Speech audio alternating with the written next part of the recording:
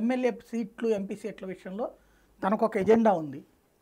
ఆ ఎజెండాలో ఎక్కడ ఒక్క అణువు కూడా బెసగలేదు ఇప్పటి వరకు అబ్జర్వ్ చేస్తే.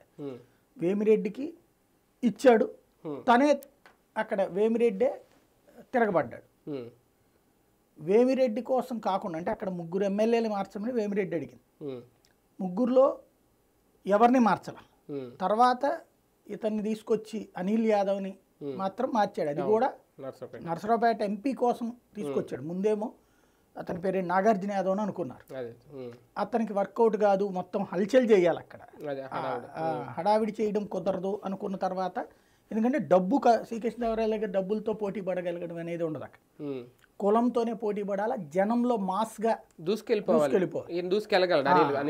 అందుకని అతను తీసుకొచ్చి ఇక్కడ పెట్టారు. అది మార్పు అంటే ఆయన అడిగిన మూడిట్లో అదొకటి. కాకపోతే ఆ ప్లేస్లో మళ్ళీ అనిల్ యాదవ్ అనుచరుడైన ముస్లింకి ఇవ్వడం వేమిరెడ్డికి నచ్చల. అక్కడ నెల్లూరులో అవతల ఇంకో 2 సీట్లు మార్చమన్నాడు, వాళ్ళు మార్చల. అంటే వేమిరెడ్డి కోసమో లేకపోతే బాలినేని కోసమో మార్పులు అనేది అతనికి అలవాట్లేదు. బాలినేని అయినా వేమిరెడ్డి అయినా వీళ్ళందరూ ఏంటంటే, అంటే ఇప్పుడు కేసినేని అడిగాడు, చంద్రబాబు మార్చాడా? కేసినేనే మారిపోయాడు కదా. అట్లాగే ఇక్కడ ఇప్పుడు ఇతనికి కన్విన్స్ చేయాలి.